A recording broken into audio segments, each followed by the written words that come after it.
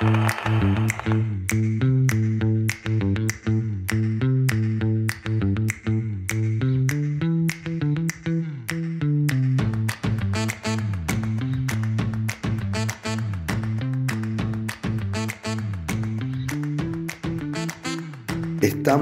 en Postmetrópolis, dándole un lugar al futuro, para conversar sobre las instituciones. ¿Cómo dialogarán las instituciones con los asedios que sobrevienen a este tiempo? ¿Cómo se adaptan? ¿Qué cosas continúan y qué cosas deben ser cambiadas? ¿Cómo la tecnología impacta en las instituciones? Hoy vamos a hablar sobre las instituciones del futuro con Carlos Pagni. Bueno, buenas tardes, Carlos. Es para mí un gusto enorme recibirte. Igualmente, Fabio. Muchas gracias por la invitación.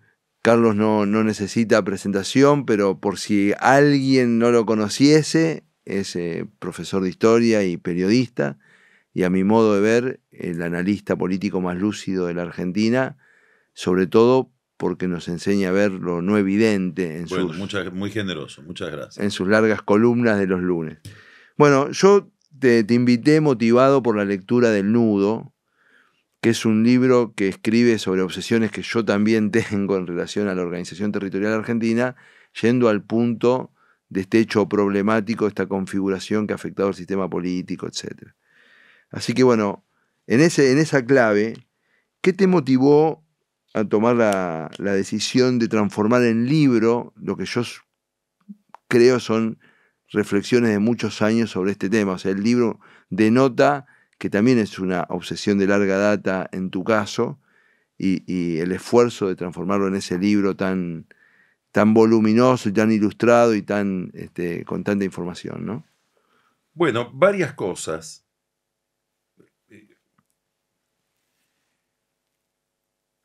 Una tiene que ver con la haraganería. Ok. Porque yo iba a escribir un libro, había pensado, un poco hablando con mis amigos de la editorial de Planeta,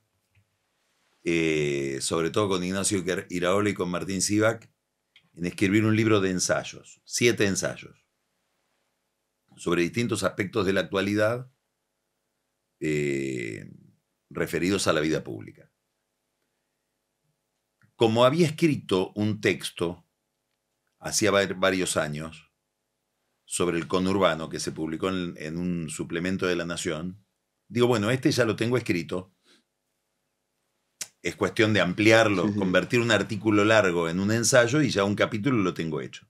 Y me puse a mirarlo y bueno, y ahí me di cuenta de que tenía más cosas para decir, pero lo más interesante es que tenía muchas más cosas para estudiar.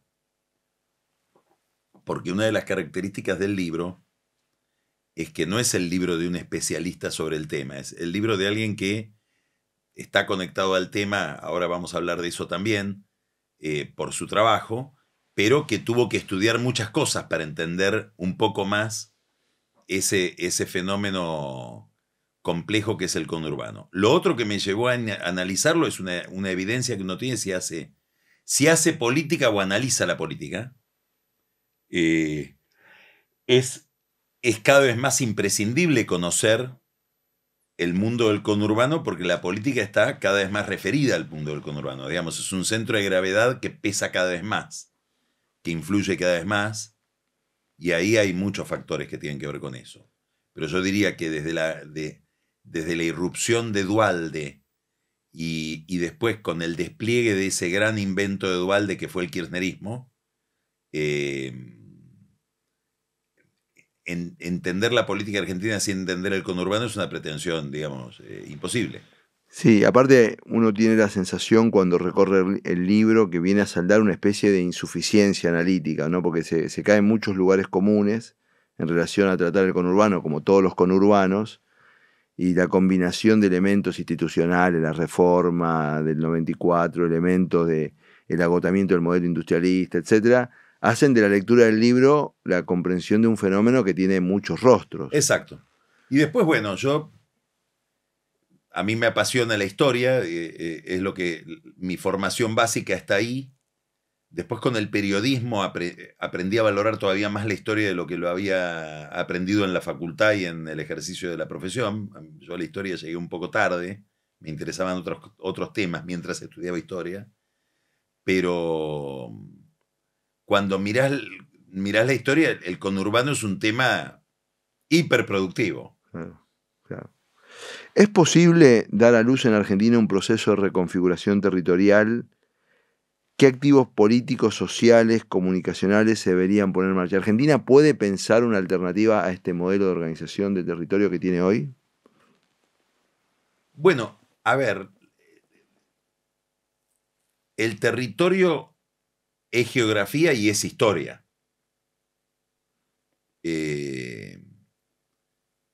Hay determinaciones geográficas que hacen que sea muy difícil modificar determinados límites, parámetros, rigideces. Y hay condicionamientos históricos. El movimiento de la historia puede llevar a una reconfiguración. Yo te pongo un ejemplo para entenderlo muy claramente. El descubrimiento de América le hizo perder enorme gravitación, o la enorme gravitación que había tenido a lo largo de toda la antigüedad y toda la Edad Media, al Mediterráneo. Así es. Y descubrimos el Atlántico, que era terra incógnita, como decían los mapas. Hoy estamos descubriendo, el eje de la historia parece pasar hacia el Pacífico. Ahora hay potencias internacionales, las dos más importantes, Estados Unidos y China, que están muy interesados de golpe estoy hablando de hace 5 o 6 años, en qué características, quién va a controlar, qué va a pasar con una base de aprovisionamiento naval, una base logística, diríamos civil, comercial, ni siquiera militar, que puede estar instalada en Ushuaia. Entonces, de golpe, ¿por qué Ushuaia adquiere esa importancia? Bueno, primera respuesta que uno podría dar, porque se está secando el canal de Panamá, que es un canal de agua dulce, abastecida por un lago. El cambio climático seca fíjate la cadena de...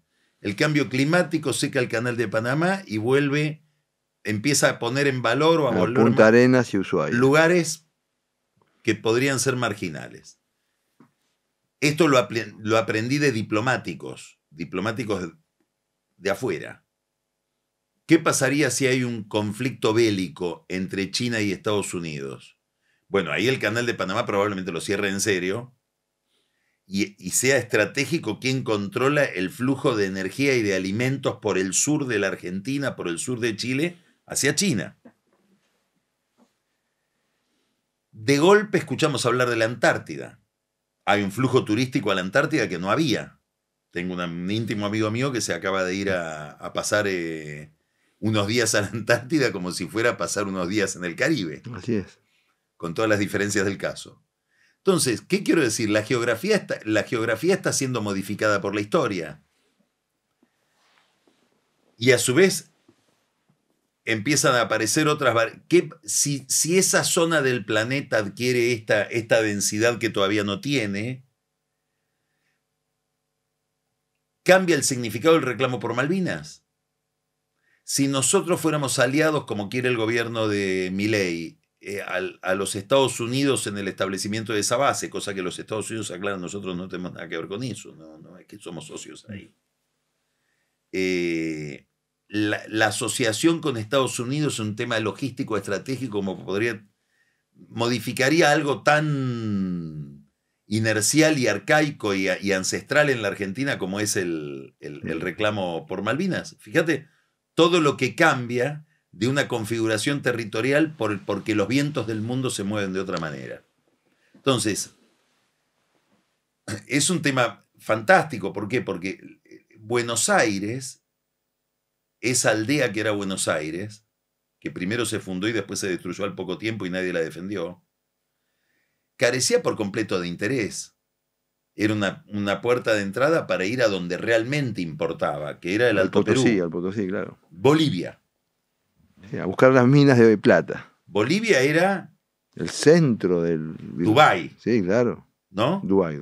Era Qatar. Y si vas a los vestigios arquitectónicos de esa prosperidad están. Claro. Que es cuando uno recorre Bolivia, recorre Perú, y ni te cuento si recorre México, se da cuenta de que el imperio español estaba ahí, no estaba en otro lado. Y Buenos Aires, bueno, era una aldea perdida que quedó abandonada, la refundaron, y todo lo que hoy es la Argentina se organizó mirando hacia el Potosí, al Cerro de Potosí. El sentido productivo que tenía Cuyo y que tenían las provincias del norte era abastecer de carretas, de insumos, digamos, a la producción de esa minería. Subsidiarios de. Y dado que ese era el eje económico, el centro de España en Sudamérica era el Virreinato de Lima. De golpe, la expansión de los bandeirantes, digamos, la expansión de los portugueses de San Pablo. San Pablo es una ciudad interesantísima para estudiar su historia. Que se corren hacia el oeste y se corren hacia el Río de la Plata, obliga a los españoles a fundar un virreinato muy tardío, que dura muy poquito tiempo. 30 años. En Buenos Aires. Y ahí Buenos Aires empieza. Ahora,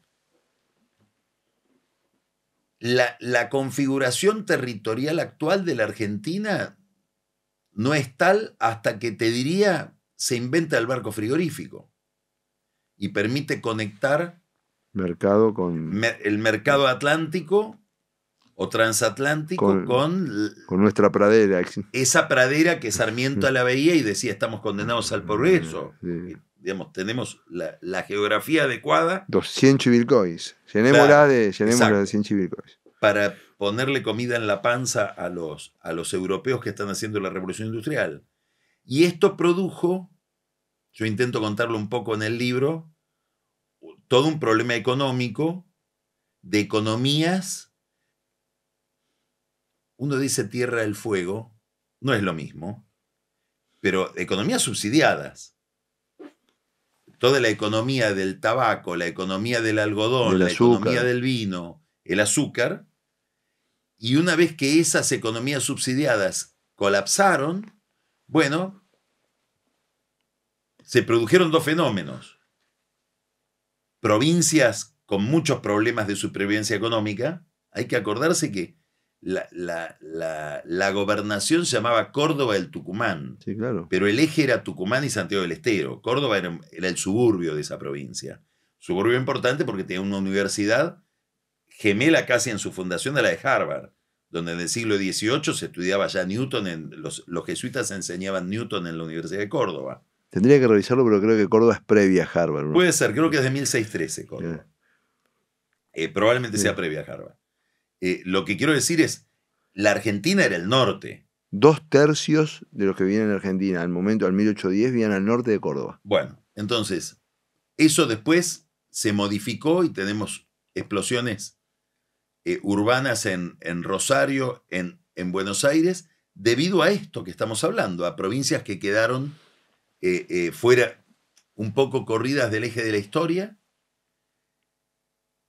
¿Por qué? Por un tipo de economía. Por la economía agropecuaria y después por la sustitución de importaciones que significó la crisis del 30. Ahí te interrumpo. Porque justamente estos dos ciclos económicos que configuran nuestro territorio, primero la economía agropecuaria con el alineamiento internacional, la Argentina Atlántica. Argentina hace muchas cosas para que el proceso sea exitoso, o sea, desde garantizar la propiedad de la tierra, tener una constitución adecuada, la infraestructura adecuada, la inversión extranjera, bueno. Después viene la industrialización sustitutiva. Y algo más, la organización de la estancia, que es un fenómeno muy interesante desde el punto de vista productivo y administrativo. Una empresa capitalista moderna, ¿no? que aparte machea distintas producciones para aprovechar todo, para aprovechar los bajos, los altos, etc. Perfecto. Argentina lo hace bien, es un modelo exitosísimo. Los dos ciclos, porque yo diría que la industrialización sustitutiva, que hoy está muy poco de moda y se critica, Pero en la lógica de ese momento la Argentina lo hizo bien, porque si uno dice, llegamos a 1975 con una pobreza baja, las máquinas de inclusión social funcionando, la escuela, el loteo popular, etc. Pero eso se rompió. En tu libro sostenés la misma hipótesis, yo también creo que eso se rompe con el Rodrigazo, y llevamos prácticamente 50 años desde lo que diría Gerchunov, el patrón de acumulación de nuestro modelo, no encontrando un patrón alternativo a esto. Y llega la pandemia. Y yo creo que la pandemia hace evidente que Argentina puede repensar el territorio con datos de la vida contemporánea. Por ejemplo, Argentina podría ser, fantaseo, destino de migrantes digitales. Si vos sos un migrante digital y vivís en casi... No quiero juzgar, pero en muchos países de América Latina, entre vivir en Trenquelauquen, en Tandil, en Rafaela, y vivir en alguna ciudad de América Latina alternativa, me parece que nuestras ciudades podrían ser competitivas, ¿no? La bioeconomía, todo el proceso de agregación de valor a los productos de origen de lo que se llama ciencias de la vida. Bueno, la minería metalífera, etc. Pero eso obliga a un nivel de inserción internacional que desarmaría mucho de lo que queda de la base industrial de nuestros conurbanos. La pregunta es si estamos en los albores de una transformación de ese tipo, si la podemos ver, diría el presidente Milei, o si es una utopía vacua lo que te estoy planteando. No es una utopía vacua. Yo creo que hay 2 o 3 cosas que si las pensamos modificarían extraordinariamente toda la configuración territorial del país. Vos estás hablando de el papel de la economía digital. Bueno, yo no sé qué pasaría en la Argentina si hubiera un buen tendido de una buena red de conexión,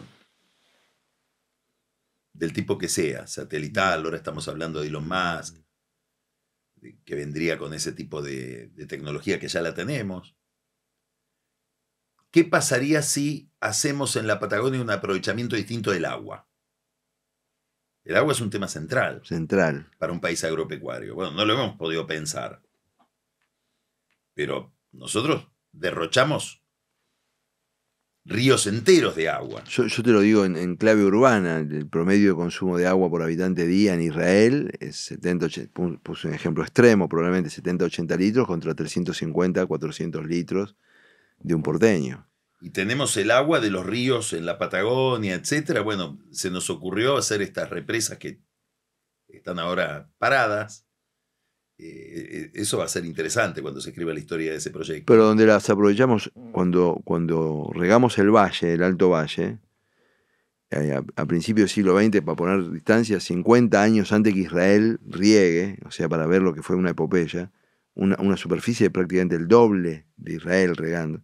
Argentina se transformó 20 años después en el primer productor mundial de manzanas, peras. Entonces no es creó una burguesía, digamos. Sí, claro. ¿No? La economía de la soja modificó muchísimo toda la vida del norte. Muchísimo. Digamos, si uno mira una provincia como Santiago del Estero, más allá de la calidad de su administración, fue el mercado agropecuario el que la modificó. Vamos a algo más concreto, para poner un ejemplo bien patente de cómo algo puede modificarse si generas las condiciones. Cuando a mediados de la década del 90 se combinan una nueva forma de manejo de la propiedad de la tierra con los pools de siembra, donde vos no necesitas ser propietario para entrar al negocio agropecuario, la siembra directa, la transformación tecnológica que tiene que ver con determinadas plantas vegetales que tienen adentro tanta tecnología como un Lexus. Bueno, la combinación de esos 3 fenómenos con una economía o con reglas económicas medianamente claras produjo una revolución que sigue en marcha a pesar de las retenciones. Sí, claro. A pesar de que esos tipos los hacemos competir con una mochila de 35% o 22%, la que sea, según el tipo de cultivo, con economías muy competitivas en ese con Nueva Zelanda, con Brasil. Con Brasil, con Estados Unidos. Sí. Entonces sí, es cuestión de qué capacidad tiene la política para imaginar estas cosas Porque vos decías, los Chivilcoy de Sarmiento, en ese momento hubo una gran, hubo una lectura inteligente de lo que estaba pasando en el mundo por parte de la dirigencia argentina, y hubo una voluntad política muy sistemática de hacer lo que había que hacer, un consenso respecto de cosas básicas para orientar un determinado curso de la historia. Hoy tenemos dos problemas. Esa inteligencia parece no estar tan despierta, y tenemos un segundo problema, que vos lo señalabas recién, o lo dejaste planteado, digamos, o lo dejaste insinuado, que es que la realidad, el algo, es más rebelde que la nada. La nada es dócil. Digamos, si yo tengo una Argentina vacía, es un papel en blanco. Ahora lo que tengo que lograr, y creo que esto es muy evidente hoy, que Milei pone un papel de tornasol sobre este problema, es no tanto qué consensos habría que lograr, imitando a aquellos, digamos, aquella dirigencia del siglo XIX, sino más bien qué consensos habría que romper para que se desencadenen estos procesos. Porque hay consensos muy establecidos en la Argentina, en determinadas industrias, en determinados sectores, que están diseñados son hiperconservadores, es para conservar una situación de la cual viven muchas familias de manera maravillosa. No, y muchísimos más de manera no maravillosa, pero que le hacen el soporte a los que viven de manera maravillosa. Correcto. Sí. Que impiden determinadas dinámicas, determinadas evoluciones y generan determinadas distorsiones. Bueno, ese es un problema para la Argentina. ¿Qué nos puede sacar de eso? Yo pienso siempre en Brasil. Que un día venga Brasil y los brasileños, que están un poco orientados en esta dirección desde la época de Cardoso, digan, mira, ya nosotros para que nuestro capitalismo funcione necesitamos bajar de tal manera el precio de los insumos, el precio el costo de la inversión, etcétera, que vamos del Mercosur. Tenemos que abrirnos, claro. Nos vamos. Vean a quién le van a vender lo que ustedes producen, porque nosotros ya no va a ser arancel cero. Bueno, eso sería un cimbronazo para la Argentina. Otra es que ingresemos en un club. Bueno, eso era el modelo Macri. El modelo Macri con la OCDE y el acuerdo con la Unión Europea. Exacto. Entonces, sí, acá es con corbata a las 12 del mediodía. Sí, pero yo no uso. No entras. Es que el mundo. Bueno, pero ahí me voy del guión, pero es que el mundo es con corbata a las 12 del mediodía. Hay clubes más elitistas. Nosotros estamos. Creo que hay una fantasía argentina de que nosotros podemos poner las normas de cómo funcione el mundo, digamos. Es una fantasía recurrente. Yo no sé si es universal esa idea un poco del localismo peyorativo. Acá no es así, ¿no? Como si no ocurrieran las leyes de la gravedad en el lugar donde decís algo. Una cosa es decir acá no es así. Me estás haciendo acordar, por ejemplo, a todos los planteos que le hacían al pobre Martín Guzmán los kirchneristas de cómo negociaba el acuerdo con el fondo. Tenés que ir y conseguir otra cosa. Pero hay reglamentos ahí. Sí, pero acá no es así. Y ahí no debe ser así, además. No es acá, no es así. No sé si yo quiero imponer mi norma, universalizar. Quiero que ahí no sea así tampoco. Bien. Igual ahí te pongo un asterisco, ¿no? Las normas de la institucionalidad capitalista, liberal, democrática, etcétera, están bajo presión, ¿no? No están en horas altas. No, sí, sin duda, pero no las vas a cambiar. No vas a bajar una palanca y las vas a cambiar. En 15 días para que te perdone una deuda. No existe eso. Es otra discusión. Ahora, hay un elemento que pasó por el costado de la conversación, que era que aquella élite, para tomarlo como ejemplo modélico, que se discutían, se hacían trapisondas, etcétera, etcétera, pero estaban de acuerdo que el alineamiento internacional era con Gran Bretaña, que la Argentina tenía que producir bienes de origen agrario, que la infraestructura estaba al servicio de eso, que tenía una constitución, o sea, hubo un consenso en 3 o 4 cosas, y lo demás, el terreno de la disputa política. Pero era a tono con la época, sin la auditoría pública en términos de auditoría democrática, ¿no? O sea, sin problemas de opinión pública. Yo cada vez que tomo la palabra en el Congreso, digo lo que quiero decir, pero cuido los detalles de una opinión pública que me está auditando. La Argentina tiene que construir una visión de su territorio que tenga sentido contemporáneo, que tome en cuenta los datos de la globalización, los datos tecnológicos, etc. con la auditoría de la opinión pública. Yo siento que ese es lo veo, voy a ser políticamente incorrecto, lo veo como un gran obstáculo, siendo que hay un punto a favor, que es que la gente que vive en el interior siente que un mensaje de reequilibrio territorial lo puede interpelar positivamente, y la gente que vive en el AMBA en este momento no se siente cómoda con las situaciones de ingobernabilidad, de agotamiento del modelo económico, etc. O sea, habría un punto para interpelar a la sociedad y decir, Argentina, la reconfiguración territorial puede ser su agenda de futuro. Bueno, a ver, es verdad que hay un agotamiento. Y que hay señales muy evidentes de ese agotamiento para quienes más directamente lo padecen. Y eso es un gran estímulo al cambio. Es muy importante la capacidad explicativa que tenga la dirigencia. Cardoso decía, gobernar es explicar. Es una forma de liderar. Es muy importante también que tengas algún éxito. La batalla cultural es muy difícil darla en abstracto, previamente al éxito, claro, como una prédica solamente ideológica. Y después hay algo que ayuda tramposamente, si queremos hacer una trampa aceptable, una trampa legítima, una trampa buena, que es esto de la integración internacional, donde cedes un poco de soberanía y cedes un poco de responsabilidad y también de costo político. ¿Qué es lo que hacían los españoles? La expansión de Europa fue eso. Yo lo veo en España. En España obviamente que hubo costo. Cuando hubo que sacar la industria automotriz de tal pueblo, y porque no iba a haber más, porque no sos competitivo para eso. Bueno, no venía el gobierno español a decirte no, hay unos tal por cual en Bruselas que nos obligan a eso, y salir del club es muy costoso, que esta es una ventaja. Negarte a entrar puede ser fácil. Ahora, cuando estás adentro, ya salir es muy costoso.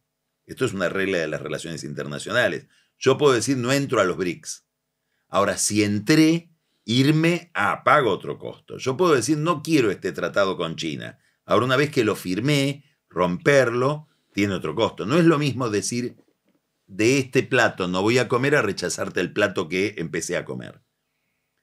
Entonces, en alguna medida, ese papel de corset disciplinario, de regla que nos puede sacar un poco de nuestras locuras y nuestra indisciplina, lo digo con el cariño de soy italiano por los 4 lados, de indisciplina italiana, nos puede ayudar por el lado de que también al gobierno le reduce el costo político hacer algo porque te lo imponen desde afuera. Es como una imposición estratégica, conveniente.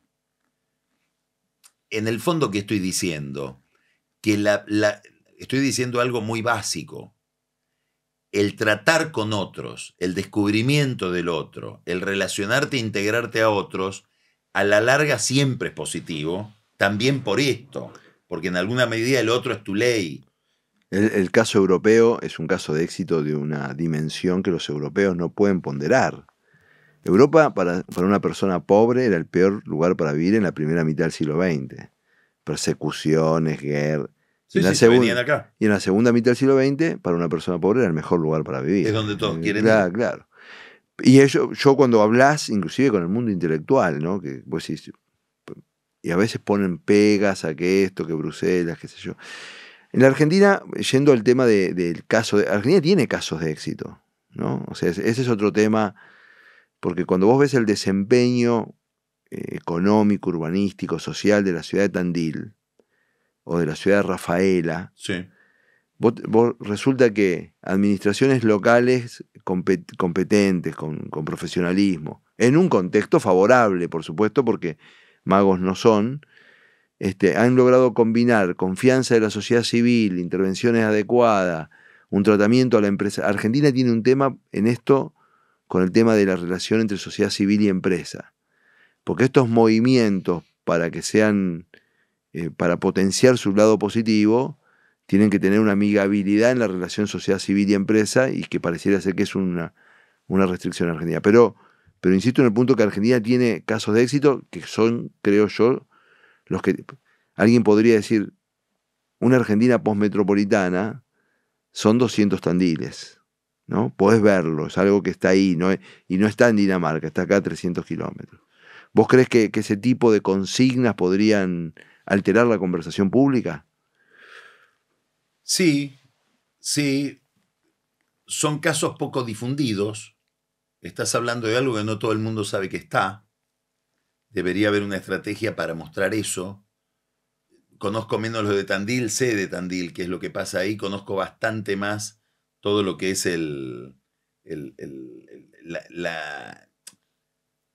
la región piamontesa, digamos. Sunchales, Sunchales, Rafael. Rafaela, San Francisco Sí, del otro lado, digamos, todo sí. ese cordón que es una Argentina muy distinta, porque hay un sujeto distinto también. Tenés que encontrar el sujeto de esta revolución que estás planteando. Bueno, para mí el sujeto de esta revolución es el emprendedor de actividades económicas de proyección global. Bueno, los tenés ahí. Ahí lo tenés algunos, y cuando vos ves a los pibes que programan para Globant, Correcto, sí, que muchos también, viven en Tandil. Claro, exacto. Pero el punto de la globalidad es el punto, porque para mí, para romper la lógica de la burguesía mercado internista, tenés que crear un sujeto para el cual el mundo sea un lugar de naturalidad. Sí.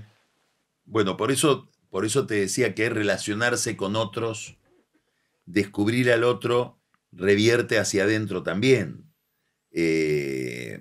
Yo leía un ensayo hace un tiempo sobre el impacto que tiene en la burocracia china, en el Estado chino, en el poder chino, toda la incorporación de saber de los empresarios de empresas estatales chinas que están compitiendo en distintos lugares del mundo en relación con la frontera externa, inclusive se tienen que preparar en universidades occidentales, etc. Y todo eso está produciendo un lento reflujo a la burocracia. Y sí, es inevitable. A lo largo del tiempo vos decís, no, esto se modificó. ¿Y por qué? Porque empezaron a llegar tipos. Es como el regreso de Marco Polo. Sí, está haciendo un viaje de Marco Polo al revés. Al revés. No, con el dato, que es un dato que a veces es soslayado en el mundo, que en términos socioculturales y estéticos, etcétera, los chinos admiran a Occidente. O sea, chinos en los shoppings occidentales comprando ropa y consumiendo imágenes, etcétera, occidentales vas a ver todo el tiempo. Sí. Y al revés no. O sea, y ahí hay un punto de fortaleza que Occidente no termina de aprovechar, digamos. O sea, es evidente que por más la capacidad de su Estado, la capacidad de su economía, pero hay una subordinación cultural de la sociedad china al capitalismo occidental con sus íconos, con su... Sí, aparece un problema que aparece de manera muy incipiente desde hace algunos años, que vos lo referiste recién, hace un ratito. Hay muchos autores que lo desarrollan. La última vez que me encontré con esta cuestión es con un libro de Martin Wolf que se llama Capitalismo y Democracia, que salió el año pasado. ¿Cuál es el tema? El tema que se plantea él en ese libro es cuánta crisis económica, hasta dónde la democracia aguanta las malas prestaciones de una economía y no empieza a deslegitimarse la democracia. Dice, y este es un problema, y hace un gran ensayo con números, con datos, con información, hace una historia del problema. Es fantástico el libro. Dice, estamos ante ese problema en Occidente. Total. Y ese problema está agravado, dice él. Por el éxito.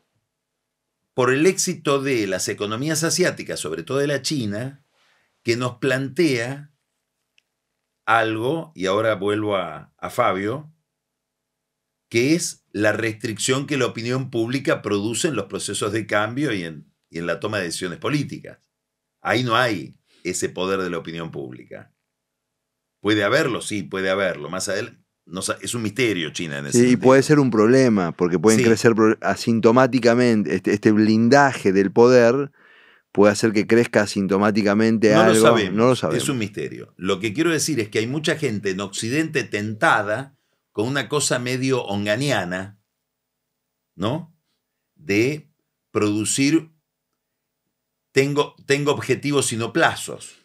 Sí, sí, claro. ¿Eh? Bueno, Milei cuando habla de los 35 años, que pareciera que sigue de largo él, ¿no? Cuando habla la reforma de primera generación, de segunda generación, de tercera generación, vos lo oís en su discurso en estado de naturaleza, pareciera que él no repara que la Constitución le da 2 mandatos de 4 años, ¿no? Es Sí, no decir, sé cómo él piensa la sucesión, si es con- Javier, Karina, Karina, Javier, digamos, pingüino y pingüina.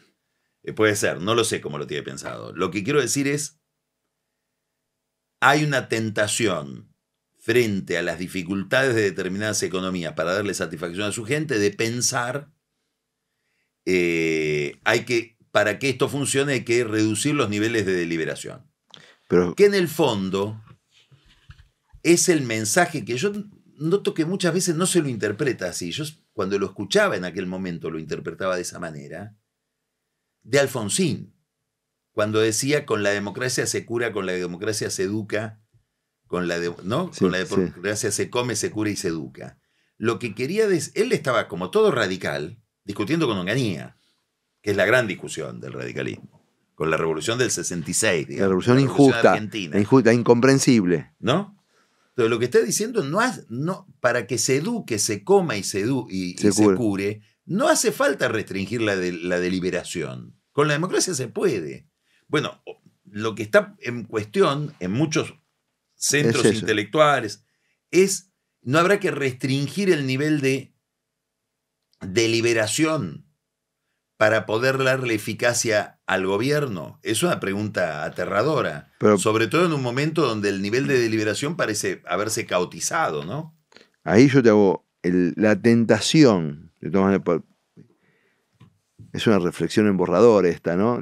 Pero para hacer justicia, la tentación del control social en América Latina en los años recientes la han tenido fuerzas políticas que se dicen progresistas o de izquierda, desde el chavismo acá el kirchnerismo, por otros medios. Supuestamente no baja la deliberación, pero cuando vos ves la deliberación de los movimientos sociales en relación al liderazgo, etcétera, es una deliberación muy acotada. Ahora, si te saco el foco de ese tipo de control sobre la sociedad que es más clásico, más autoritario, más el que estamos más acostumbrados el que conocemos. Y te digo, hay otra forma de control que es encontrarle el algoritmo Total. a la gente. Y la utilizan también los libertarios y los liberales. Digamos, la idea de manipular a la opinión pública a través de las redes con determinados... Probablemente sea una idea fantasiosa, estéril, pero uno ve esa tentación de control sobre el debate a partir de... Bueno, no coincido. Yo creo que estéril no es. Hay que ver cuánto es el... No lo sé, porque todavía no vi el resultado. No, pero me falta tiempo, es como... Pero lo veo conmigo. Sí. O sea, conmigo y con mi propia navegación en las redes. O sea, lo digo en términos personales porque me parece que no es peyorativo respecto de nadie. Sí. O sea, yo miro cosas de Independiente, de ciudades, etcétera, y el algoritmo me devuelve y yo me transformo en un consumidor. Entonces ahora ya sé cuántos mijitorios hay en el vestuario de Independiente. Y entonces yo pienso, ¿por qué otra persona que tiene otros intereses no le pasaría más o menos lo mismo que a mí, que me pasa a mí, en relación a su mundo? Y acá hay algo que no es político, que diríamos que es metapolítico, que es la tribalización. Y volvemos a Alfonsín, porque para construir la democracia, o sea, un elemento intrínseco de la ciudadanización es que personas que tengamos intereses diferentes podamos conversar. Y la pregunta es si la tribalización nos va a permitir... Estoy totalmente de acuerdo con lo que planteas. Cuando digo que no sé si es estéril, es que al final del camino no sé si va a funcionar de esa manera. Hoy estamos todos atemorizados con que funcione de esa manera. Digamos, que haya una especie de cámara de eco donde todos miramos aquello. El ojo ve lo que está acostumbrado a ver, no ve lo que no está acostumbrado a ver, y con un paso más, odia lo que no está acostumbrado a ver. Una cosa es no verlo, y otra cosa es aprender a odiar aquello que no estás acostumbrado a ver. Lo que hace menos gobernable las sociedades. Estoy leyendo Los Ingenieros del Caos, el libro de Giuliano da Empoli. ¿Lo tenés a da Empoli? No. Bueno, da Empoli, vamos a dedicarle un segundo a da Empoli. Da Empoli es un profesor, esto te va a gustar, tiene que ver con la actualidad también, y con cosas macro y muy micro. Da Empoli, Giuliano da Empoli, ¿quién es? Es un suizo italiano, experto en comunicación, sociólogo. Fue el Jaime Durán Barba o el Santiago Caputo de Matteo Renzi, del que fue primer ministro de Italia, exalcalde de Florencia, que después pierde en un plebiscito medio constitucional, sí. ¿Te acordás? Sí. Amigo de Macri, futbolero también. Fue muy futbolero, sí. Muy futbolero. Y da Empoli, ¿cómo lo descubro yo? Por una novela fantástica que se llama El Mago del Kremlin. Da Empoli inventa un personaje, que es un personaje que existió, que existe, que era el Durán Barba de Putin. Él le pone otro nombre, Vadim Burinov, y lo hace hablar a Burinov en una especie de larga entrevista en este libro donde te muestra la ideología y los mecanismos de control de la opinión pública y de control de la sociedad rusa por parte de Putin, y el libro llega hasta el comienzo del conflicto con Ucrania. Un poquito antes de la invasión. Tuvo mucha circulación esa novela, mucha circulación. Bueno, El Mago del Kremlin. El Mago del Kremlin. Tiene un párrafo donde este hombre dice, el que entendió la cosa fue Stalin, que entendió que la ira es consustancial a la sociedad. Puede subir y puede bajar el nivel de ira, pero es estructural. La clave del poder es poder administrar la ira, no reprimirla. Reprimirlo es tonto. Lo que hay que hacer es administrarla. Darle canales de circulación.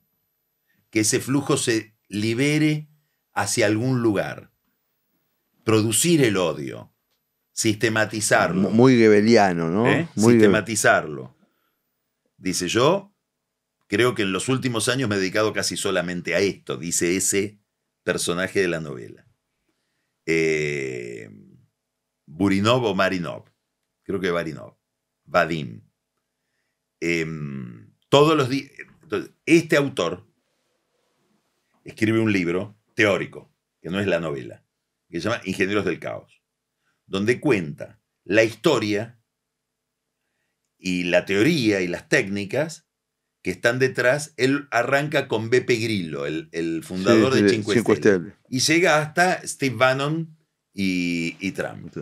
Y esto de todos los días instalarte un tema de odio, todos los días instalarte una contradicción, todos los días de lo que trata el poder es de que vos seas el centro de la conversación pública a partir de un odio. Y de obligarte a tomar partido todo el tiempo. Y el odio, dice, aglutina y abroquela y organiza los grupos y da un sentimiento de pertenencia mucho más importante que el proyecto. Ahora, a mí me cuentan, alguien muy del corazón del gobierno, que hay una cuenta que se llama Enfant Terrible, que es la cuenta de Santiago Caputo, de ex Twitter. Lo comenté esto en el programa. Crecieron el número de seguidores de 1000 a 10.000 y después la cerró. El dueño de la cuenta, que no sé si es Santiago Caputo, me lo dice gente que es muy del gobierno, que cree que es Santiago Caputo. De golpe se cerró cuando tenía más éxito. Y mi productor, que es muy minucioso y muy sagaz, había leído El Mago del Kremlin y lo tenía en versión digital, en el Kindle. Entonces fue al buscador y buscó, le llamó la atención, le sonó de algún lado el nombre de la cuenta, Nicola Brandeis, @Nicola Brandeis. Nicola Brandeis es el seudónimo que usaba el Mago del Kremlin, que aparentemente es el seudónimo, si fuera cierto que es la cuenta de Santiago Caputo, de Santiago Caputo. O sea que este esquema de poder que vemos hoy en la Argentina está bastante permeado por estas ideas, por esta técnica, son todos chicos que vienen de la Universidad de George Washington de Estados Unidos, donde el corazón de esa facultad de ciencia política son los mecanismos de campaña, es el estudio de la ciencia política en un sentido muy práctico, muy operativo de ganar el poder. Hace poco tiempo un grupo de ellos fue a Hungría a ver cómo funciona todo eso con... Zelensky. No, a Hungría. Hungría, Orbán. Donde hay reuniones, digamos, de gente que se dedica a esto. Entonces, lo tenemos muy cerca. Hay una internacional de esto. No te quepa duda, obviamente, sí.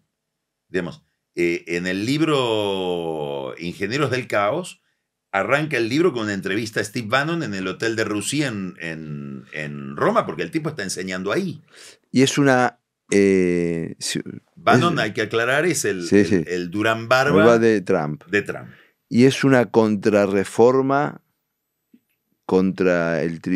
O sea, en el 89 emergió una dominancia en Occidente en la literatura política, social, etcétera, un poco naif de la imposición democapitalista, ¿no? Y esto es como una contrarreforma a ese proceso. Yo creo que es el descubrimiento de que las redes sociales establecen otro circuito, otro flujo para la información y para la comunicación. A ver, vamos a un paso más atrás. La democracia, la comunicación es consustancial a la democracia. Digamos, las formas de comunicación determinan mucho a la democracia.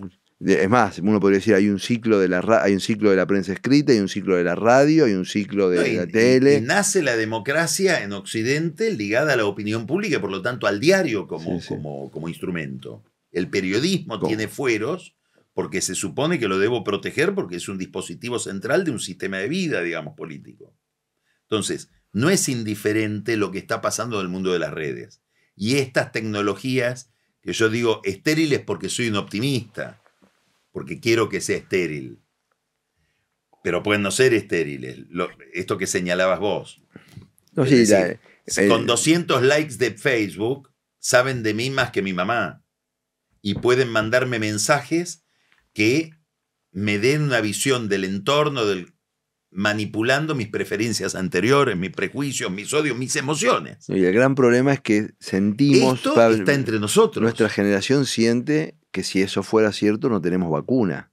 ¿Cuál es la vacuna a mano de una manipulación? La educación, el sentido crítico. Sí, pero eso ya también... se lo plantea esto Humberto Eco en un libro genial que se llamaba... Es el primer libro de Eco cuando sale de los estudios medievales de estética y se mete con el tema de la semiótica. Y Eco escribe un ensayo sobre Superman. Famoso, sí. Claro, se llama Apocalípticos e Integrados. Sí, famoso. Dice, bueno, están los apocalípticos, que sería un poquito más Fabio, que dice, bueno, el mundo que conocimos se terminó. Sí, esta versión de Fabio, yo soy optimista igual. Pero digamos esta versión, Fabio, que atrapamos ahora en estos minutos, que dice, bueno, dudo que pueda ser viable el orden axiológico, los valores que tengo, etcétera, porque veo que hay un nivel de manipulación que lo vuelve problemático, apocalíptico. El integrado es la democracia de las redes. Hay que gestionarlo. Hay más democracia. No, más que eso. Hay más democracia que antes. Es decir, esto que a vos te asusta permite las primaveras árabes, no sé. Sí. Y Eco dice ni uno ni otro. La clave es darle al individuo categorías, sentido crítico, una forma de interpretación del entorno que le dé autonomía, que le permita manejar estos instrumentos sin que el instrumento lo maneje a él. Sigue siendo la educación. El mismo problema teníamos cuando aparecían las máquinas, los electrodomésticos en la casa y decía, bueno, hay que educar a una persona que va a vivir rodeado de máquinas. Él lo dice, ¿sabes qué? En relación con el videojuego. Claro. Él está mirando los videojuegos. Esto lo escribió en el año 1961. Claro. Está mirando ese mundo que vos decís, la televisión. Cuando apareció la televisión también nos preguntamos. Nos cortaba la comida. Esto de las familias con el tema de la Había la gente comida. que hacía una apología antitelevisión. Claro, una señal ideológica de que yo no tengo televisión. Bueno, por izquierda y por derecha, digamos, en términos... Hoy ya no sé ni quién mira televisión. No, yo que trabajo en la televisión. Los que estudian dicen que el deporte en vivo mantiene viva la televisión, digamos, ¿no? El tema de tener la noticia, estar viendo lo que ocurre ahora. Pero sí es cierto que... Y en esto, cuando uno dice la educación, porque uno dice la educación y le pone ese término una connotación fenomenal, pero la verdad es que yo siento que la educación hasta ahora también era una educación para buscar certezas y no para vivir en la incertidumbre. Entonces quizás la educación que es vacuna de ese mundo no es la educación que tuvimos hasta ahora. Claro, no es la acumulación de un cuerpo cerrado de saber. Es una actitud mental. Es esto que hablábamos, el sentido crítico, la capacidad de cuestionamiento. Es esto que estamos haciendo nosotros dos ahora, que estamos viendo un problema de distintos puntos de vista y dudando mucho de si tenemos alguna pista de cómo va a terminar siendo. Parece que es lo que le falta a la dirigencia argentina para pensar un territorio de otra manera. Porque uno se pregunta, todos nos quejamos, yo hoy a la mañana estuve en la Comisión de Población y Desarrollo Humano, quejándonos por la configuración territorial de Argentina, y la capacidad de imaginar también es un activo, ¿viste? O sea, si nosotros... Y ahora yo te hago una pregunta a vos, por lo que acabas de decir. Y me gustaría que nos cuentes tu experiencia. Con todas estas ideas, con estos sueños tuyos, estas investigaciones, lo que escribís, etc. Y tu problema, que es el problema, entiendo, de este podcast, que es el futuro. Así es. Pensar el futuro. Decís, vengo de la Comisión de Población y Desarrollo Humano. El instrumental llamado Congreso, comisiones, esa institucionalidad, esa burocracia, no lo digo en un sentido negativo, en un sentido neutro, ¿cuánto ayuda, cuánto entorpece pensar un problema, producir una reforma? ¿Hasta dónde te encontraste vos en tu vida, ahora que sos diputado, con un instrumento para poder llevar adelante un proyecto, o hasta dónde te encontraste con algo que te genera, que pone un tapón?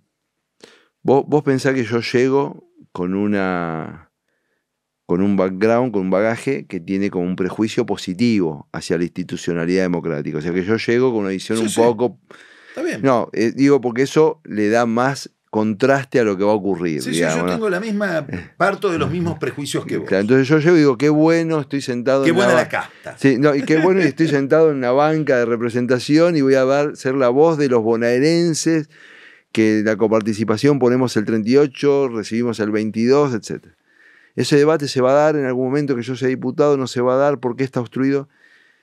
Yo siento que nosotros nos merecemos, voy a decir, usar una palabra así que es como...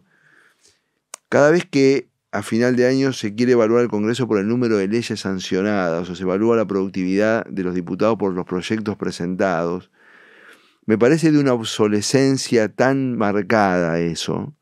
Entiendo que hay diputados que no presentaron ningún proyecto en un año y pudieron haber sido vitales en la calidad de la deliberación que establecieron, en los acuerdos que construyeron, etc. Y que en general la prensa, las redes, no reflejan esa visión.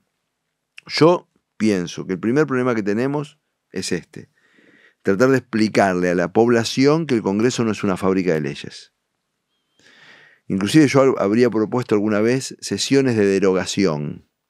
Decir, bueno, hoy vamos a derogar estas 5 leyes. Debatamos la derogación.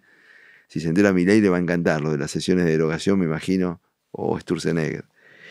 Pero lo cierto es que no es una caja de resonancia hábil en términos de que suene en una versión más calificada lo que suena en la sociedad. Eso no ocurre. Es vista como una fábrica de leyes y encima como fábrica de leyes es pesada. Eso te estaba preguntando. Tiene 3 problemas severos. Pero voy a empezar por el primero. Cuando digo no es una caja de resonancia adecuada. Creo que pasa en todos los parlamentos del mundo, así que esto no es una crítica especial a mis colegas y a este parlamento. hay una agudización de lo que yo llamo, que esto tiene que ver con la opinión pública, de la representación por imitación. Mis representados se dejan la barba, yo me dejo la barba. Mis representados usan corbata, yo uso corbata. Eso da un... Si vos le sacás foto al hemiciclo, da un hemiciclo con una estética que identifica. Vos podés decir, estos son los radicales, sin que te digan que estos son los peronistas, estos son los del PRO. Esa representación por imitación es una forma de erosión de la representación. Se supone que nosotros deberíamos calificar, para defender bien los intereses que representamos, no necesariamente tenemos que ser iguales a nuestros representados. Bueno, eso es un problema, en la vocería. Después el otro problema es un mito que está instalado, que todos los problemas pueden resolverse por ley. O sea, a mí me vienen a ver al despacho y yo digo, mira, los dolores de muela no se pueden arreglar por ley, los dolores de cabeza... O sea, trato de ponerle humor, porque se ha instalado un poco esta idea, los abogados han instalado esta idea normocéntrica de que todo requiere una ley para ser resuelto, ¿no?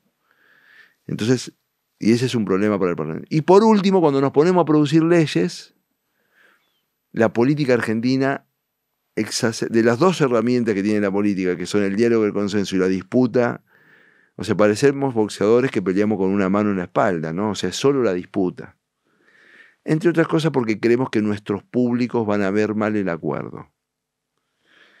Con esas tres restricciones, el Parlamento se transforma en un órgano de muy poca eficacia política. Y bueno, por eso estamos acá, ¿no? O sea, si no tendríamos más resultado cuando digo más resultado, en un deseo de la población de ver en la representación parlamentaria eficacia en la calidad de la respuesta democrática, ¿no?